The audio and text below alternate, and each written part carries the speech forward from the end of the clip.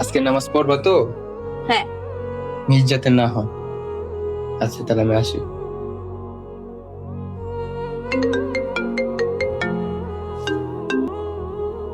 Hello. এই তো আর কিছু কাজ বাকি আছে, এই কাজটা শেষ করে আমি নামাজটা পড়ে নিচ্ছি। আসসালামু আলাইকুম। ওয়ালাইকুম আসসালাম। খাবার খেয়েছো? হ্যাঁ, খাবার খেয়েছি।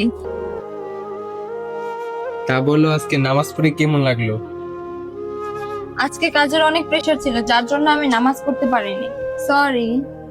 আচ্ছা, আপনি ফ্রেশ হয়ে নেন, আমি আপনাকে খাবার দাবার বেড়ে দিচ্ছি। আচ্ছা আমি একটু বাইরে থেকে আসি।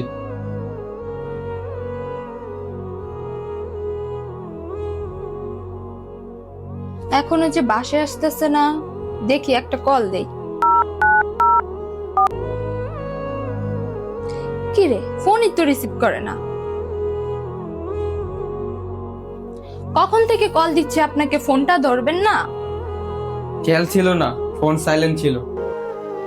আপনি বসেন, আমি আপনাকে খাবার রেডি করে দিচ্ছি। বাইরে থেকে খাবার খেয়ে আসছি, তুমি খেয়ে নাও। আপনি বাহির থেকে খাবেন, আমাকে আগে বলবেন না, তাহলে আমি আর কষ্ট করে রান্না করতাম না। ভুলে গেছি। আরে,